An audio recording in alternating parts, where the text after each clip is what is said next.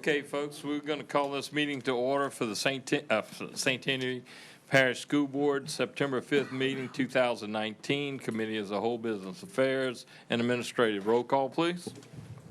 Mr. Green. Here. Mrs. Heinz. Here. Mr. Derman. Here. Mr. Loop. Here. Mr. Harrell. Mr. Nation. Here. Mrs. Richardson. Here. Mr. Winkler. Here. Mrs. Drucker. Mr. Bittencourt. Here. Mrs. Lamy. Here. Mr. Hersey. Here. Mr. Bro. Here. Mr. Kuzan. Here. Mrs. Page. Here. Thank you. We're going to dispense with the invocation and the pledge as that was done in our prior meeting. Board members, any recognition of visitors that you may have here tonight? Seeing none from the board members. Public comments. Do we have anyone that signed up for 5 minutes or 3 minutes? We have 3 minutes. Okay, we have someone that signed up for 3 minutes. Let me put my glasses on, please. Caleb Bonanno, please approach the podium and give your name and address for the meeting, please. And you have 3 minutes. Thanks for staying. Hello, everyone. As he stated, my name is Kayla Bonanno. I'm the owner and clinical director of Sunny Days Behavioral Therapy, as well as a board-certified behavior analyst. I'm originally from South Florida and have experience working in ABA in Broward and Palm Beach County school districts. This has allowed me to personally witness and experience what non-restrictive ABA therapy in the schools looks like, with the benefits of a trained therapist and behavior analyst assisting a child as needed. Despite that, teachers and school administration staff may be concerned that we are intrusive and separate the child to complete tasks in the same way that other therapies do, it is quite the opposite. We take a supportive role and intervene as needed, such as to help a child remain seated for a sustained period, participate in group activities, and play appropriately with toys and peers. It is expected that when we first start working with the child that there will be a spike in behaviors as they adjust to the change in their routine. However, when a consistent program is upheld across professionals, the behaviors decrease over time. In Florida, the goal was to ultimately have the teachers trained to carry out these strategies so that the therapist can be faded out over time as the child progresses. With respect to each child being unique, I would like to say that my very first client receiving ABA therapy on a daily basis in the school for a little less than a year, in that time, made so much progress that it led him to being in an RNC class, from an RNC classroom to an inclusive classroom. His communication and social skills expanded substantially, and his ability to play with others improved so much that one could not tell which of the kids had autism. It was the greatest feeling in the world to be able to stand back and watch my client run and play with others when months prior I was required to remain at his side at all times. I acknowledge that St. Tammany Parish School's policies are very different from Florida's. In my professional opinion, it is essential that St. Tammany follow the approach these other counties have put into practice so that children with special needs reach their fullest potential in the school. My reasoning for speaking up today is that with my role as a behavior analyst, I feel I must advocate for my clients and families that have yet to receive their services in the school. Over the summer, my clients attended an ABA center and made substantial progress that I am fearing is not transferring over to the schools. I've had some parents choose to not place their children in school due to us not being able to work alongside them, which would clearly benefit them as we have found successful strategies to manage behaviors and promote learning. Should St. Tammany Parish School Board systems adjust their regulations to have therapists approved to go into the school in a timely fashion and allow more flexibility for the therapists to work with their clients, I believe it would be beneficial all around, from the clients to the teachers and even the schools that accept more children with special needs. Thank you. Thank you, Ms. Bonanno. We appreciate you staying around and give us your time. Thank you. Thank you. Okay, going to item 3 on the agenda, which is approval of the minutes for a committee as a whole meeting held on August 1st, 2019. Do I have a motion? Motion by Mr. Green, seconded by Mr. Bro. Any comments or questions from board members? From the public? Seeing none, all vote, please.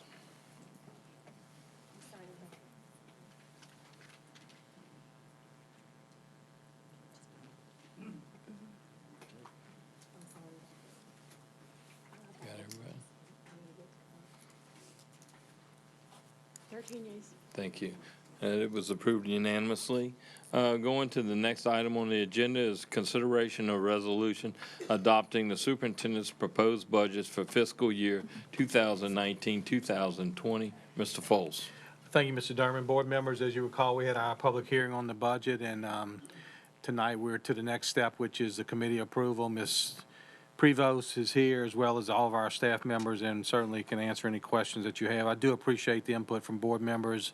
Actually, also recall a couple board members sending me emails and comments thanking Ms. Prevost and thanking us for the work that we do on the budget, so that is appreciated as well. So should board members have any questions, Ms. Prevost is here and ready to answer them.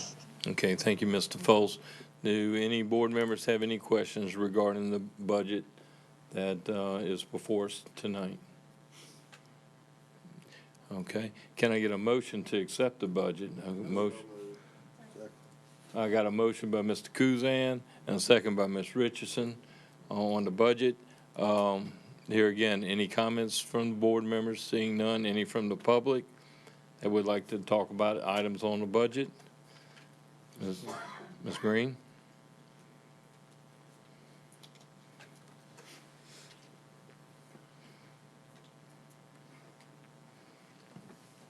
You think we got too big a pay raise in there? Is that what you're coming down here? No. Okay. Good evening, everyone. I'm Debbie Green, President of St. Tammany Federation of Teachers and School Employees. On behalf of the Federation, I would like to thank the school board for consideration of passing this budget with the pay raise for the school employees, for all school employees.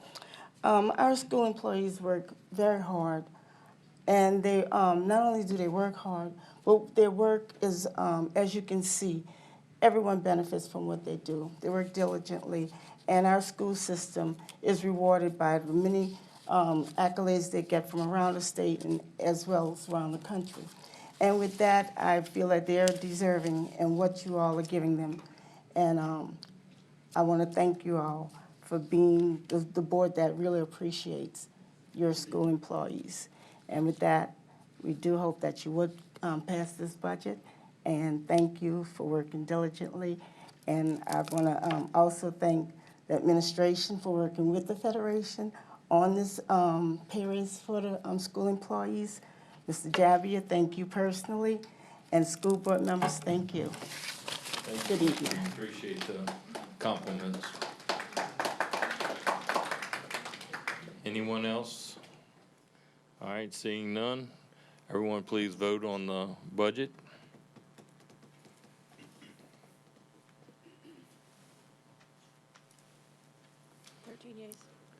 Passed again unanimously. Again, I want to echo Mr. Foltz's comments about Ms. Prevost and her team. Putting together this budget is very detailed. It's very time-consuming. It's very difficult, but we appreciate all the effort and also the time that she gives to any individual board member that has a question that can be addressed prior to the actual budget being presented to us here tonight, so that we really don't have any surprises in it. So again, thank you very much for all your efforts. Okay, consideration, item 4B, which is consideration of the revision of the 2019-2020 district handbook for student and parents. Mr. Green. Thank you, Mr. Durman. Most of the board members, or every board member, has got 3 sheets of paper that I left. One of them's highlighted. The first page is the dress and personal grooming. Just the one specific page from our dress and personal grooming, the student dress code for males on page 7.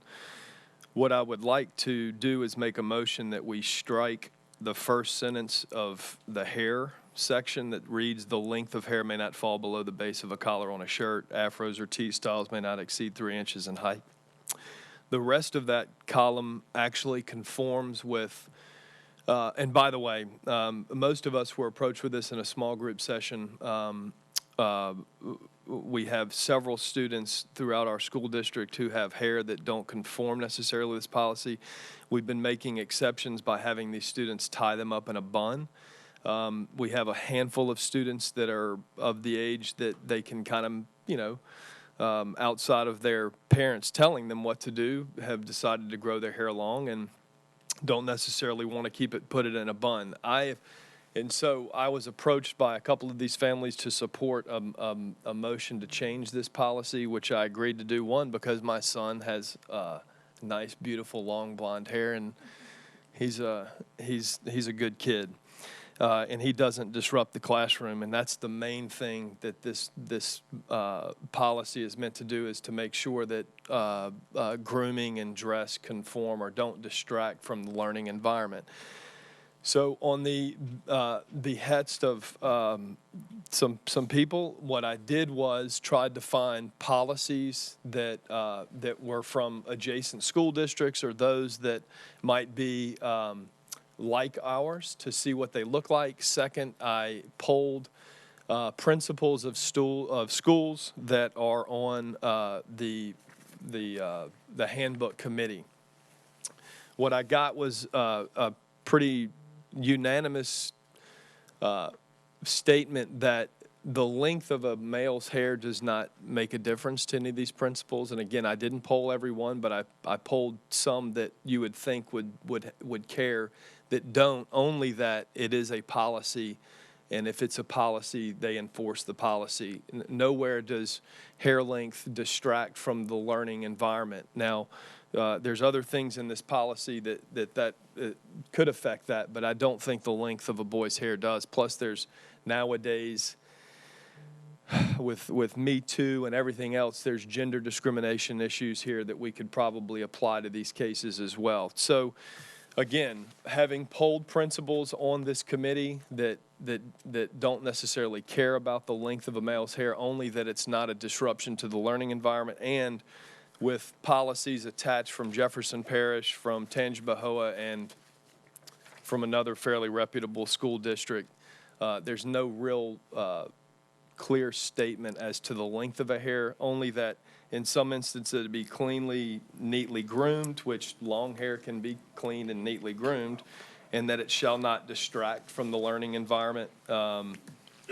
Again, that's just kind of a common theme here. Dressing and grooming expect to be in keeping with accepted community standards and district policy. Well, that's about as ambiguous as they come. So anyway, my motion again is to strike that first sentence from that, and so I'll leave it at that.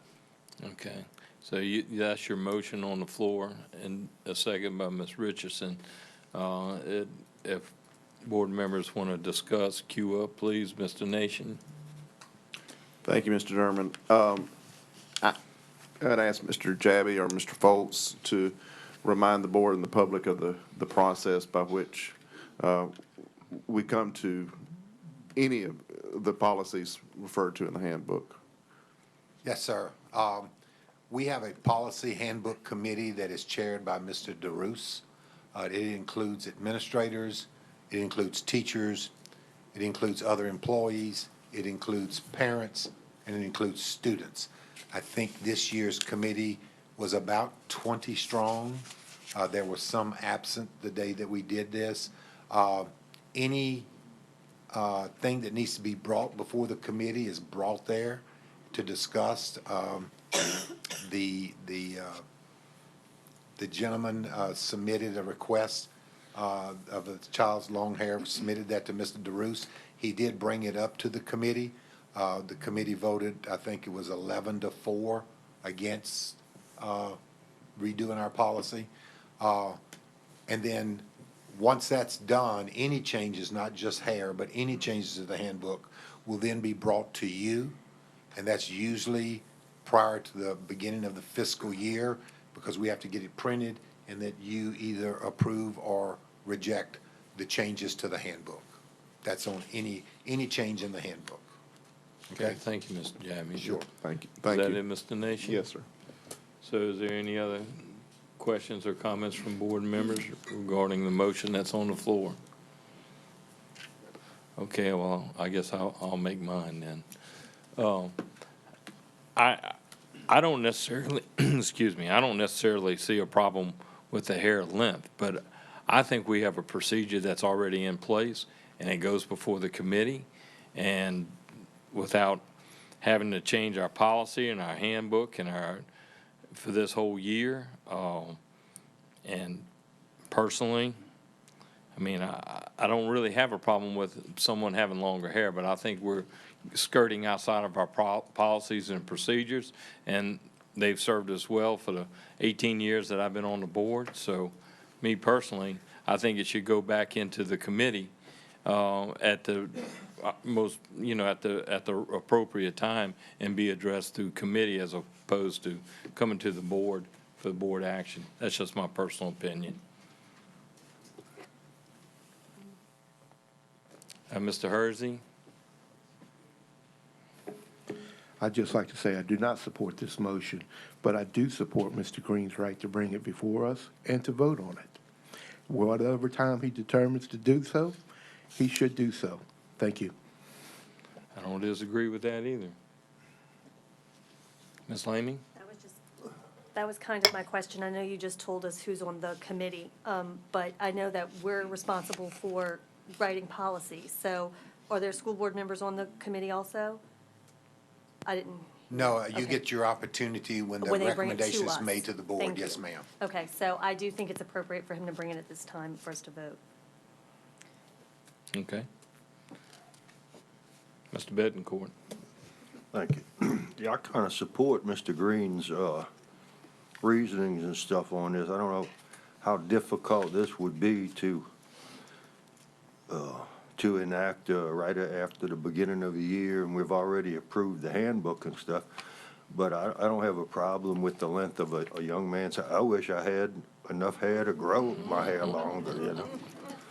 So I kind of support Matt's reasoning and stuff on this, but I don't know how the administration would enact that this current school year without the expense of new books and all that. I don't want to see us waste money by reprinting the handbook. But I fully support this notion of letting a young man. I mean, that's the style. It's been the style for quite some time. So, thank you. Okay. Mr. Green? Thank you, Mr. Durman. One thing I'll point out, I did speak with a number of members of the committee, even those that voted no on this particular issue, and they frankly just don't care. I think I can't speak to somebody's motives for how they vote. My guess is that it's kind of been there forever and it didn't affect them, and they just kind of hit the yes button. But who knows? But I do know that I spoke to principals who I can't even use the language in public, that just don't care. I grow your hair down to your butt. I don't care as long as you're not a disruption in my classroom. The second thing I say is I would be adamantly opposed to spending a dime rewriting handbooks. I think that the small amount of students that this would affect, it would just be just the principals just saying, hey, look, we're just not going to enforce this particular area, and then next year we'll reprint it, and it's just kind of broadcast like that. So I'll leave it there. Okay, thank you. Ms. Page?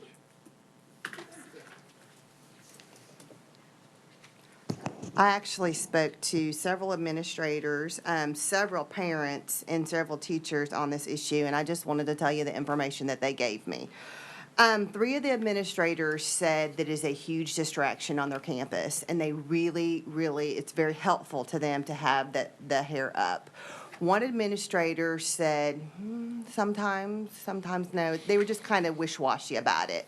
And then the other administrator I wasn't able to get in contact with. Parents were half and half also. Some parents thought it was, distracting to their student in the classroom. Some parents didn't think it was a big deal. And then I talked to the teachers. They were adamant, the teachers that I spoke to were adamant that it is a huge distraction and a huge problem, and that they really prefer that the students' hair be pulled up. So just telling you what they told me. Okay, thank you. Ms. Haynes? Well, I'm certainly not in favor of having a policy that we ignore for the for the school year.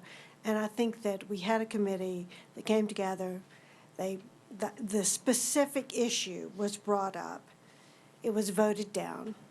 And then the handbook was brought to us. We approved it. So I am for sticking with the handbook as it is printed this year. If the issue comes up again next year, the committee can vote on it and make their recommendation again. And that's the way I feel about it. Thank you. Mr. Kuzan. I'd like to call for the question. What question is that, Mr. Kuzan? That means I need a second. I think we're all through asking questions up here. Any comments from the public? Yes, sir. State your name and address for the record, please. Yes, sir. My name is Zach Wilson. I live at 242 Westwood Drive. I'm the parent of Asher Wilson, who is currently a student at Fontainebleau Junior High, where Mr. Askew is the principal, and he's, I think his homeroom is with Ms. Frank, and Ms. Lozana is his band teacher. Asher, well, Mr. Green is presenting, I'm one of the parents he's presenting on at behest. I've asked him to put this motion forward. I was also the one who asked the committee to reconsider this language in their handbook. My son does have long hair. It's about midway down his back. The language in the handbook is, it looks like gender disparity. There's nothing in the language regarding females, and frankly, I would want to really question how a boy having long hair is any different than a girl having long hair, and how that's a distraction for administrators. My suspicion would be that it's probably not the length of hair, but more the attitudes that might be displayed by the person that has long hair. And so from our standpoint, from the way I'm looking at it, and I will say this about my son, he's just a kid. He's a 13-year-old kid. He really does love going to school. He loves our teachers, and I have too. And even I'll say this as much, that in discourse that I've had with Mr. DeRoos, Mr. Foltz, Mr. Green, it's been nothing but pleasant and great interaction. When looking at this and talking to my son about it, he just wants to have long hair. There's no ulterior motives. It's just an expression of where he's at as a 13-year-old. And my wife and I are happy to let him have long hair. We see it as a problem that the school would single out males and restrict their hair length. We think it's a constitutional right. And we expect, if this can't be resolved with the school board in the next, if this motion doesn't succeed, then it's going to move to litigation. And that's not something that we would do frivolously. We love this school. We don't want the school to waste a dime on handbooks or litigation. We think that this is just a matter of civil rights, and would want you to consider it as such. Thank you very much for your comments. We appreciate your attitude towards this whole thing as well. So it's been very amicable. Thank you, I agree. We just some of us have a difference of opinion, but that's okay. That's why we call it a democratic process. But we appreciate your concerns over your son and his well-being, certainly do. Any other comments from the public? Okay, seeing none, we will vote on the issue that is before us, and that is to amend the handbook and strike out the section that relates to hair and the length of the hair not fall below the base of the collar on the shirt.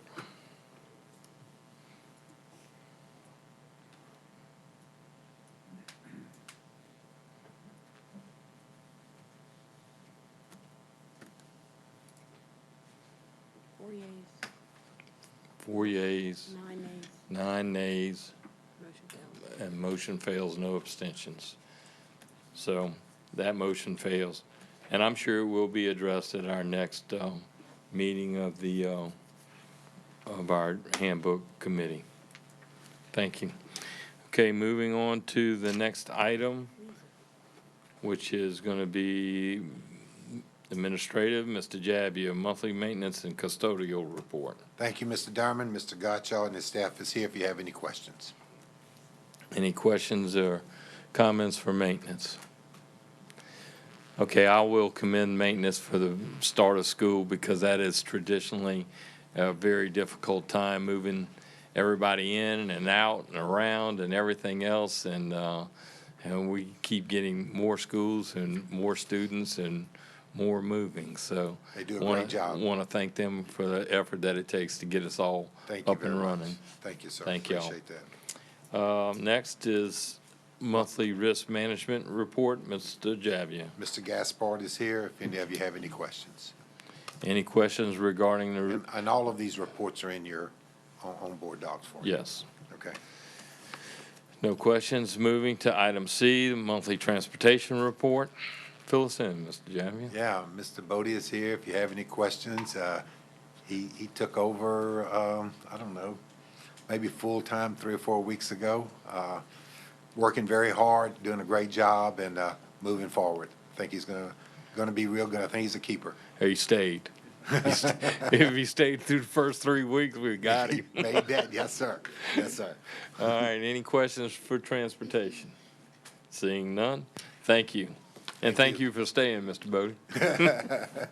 And Steve, thanks you as well. Item 6, construction, Ms. Tipton. Thank you, Mr. Durman. I have a short construction report. At Madisonville Elementary, the piling is in place for the gym and half of the classroom building, and the contractor is proceeding with underground utilities and is working on forming the exterior sides of the building for the foundation. The library renovation is proceeding well. Sheet rock is installed, and they've just started installation of the ceiling grid. At Mandeville High, the auger cast piling process for the foundation for the new building has started this week. The contractor is working on relocating utilities that are in conflict with the new building, and the 2 modular classrooms that were relocated are nearing completion for use by the school. At Sawdell High, the new kitchen is in full operation, and the old kitchen renovation is underway. We are also in process of starting all of the new capital improvement projects for the bond issue. We've met with school administrators and the architects just to have a kickoff introductory meeting, and we'll finish those up this week and get all of those rolling.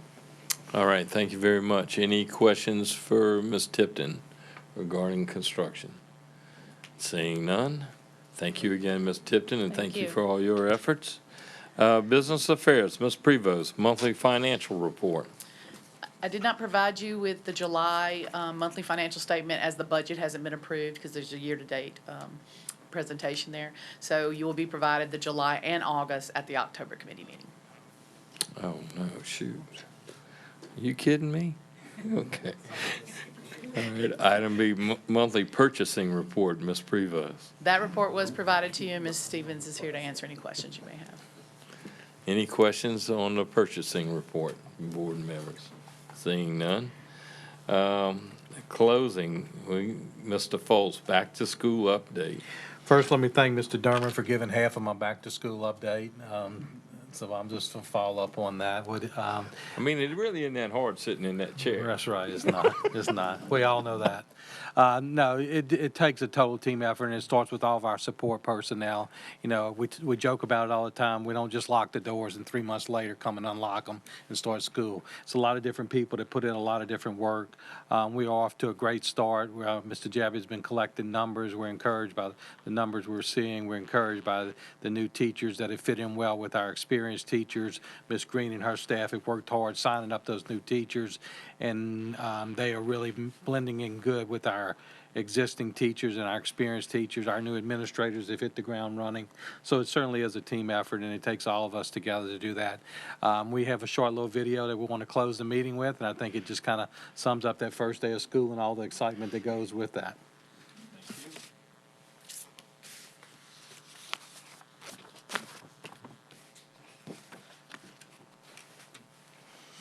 It's the first day of school. Mr. Falls came to visit us. Good morning. One of my favorite sayings is you never get a second chance to make a good first impression. And today, a great first impression is being made throughout this entire parish. Anytime we have special guests, it's exciting. The children love it, the staff loves it, we prepare long and hard for it. Teachers have been preparing all summer long, either their classrooms or professional development. So we're ready. I mean, like day one, we're totally ready. You know, I'll tell you, my teachers have been real excited the last few days because it really does take a partnership to get kids through school. It doesn't end when they leave your school. You know, it begins when they get there, but it doesn't end when they leave because we want them to be successful and to show, you know, really it's about showing how hard the teachers are working for the kids so that when they move on, they are successful. I'm really looking forward to playing in the stands and the football games and doing marching parades with the band this year because I am the drum major for the band. The classrooms are ready. The SRO is here to help make our campuses more secure and safe. Our children are ready. We're ready for a great year.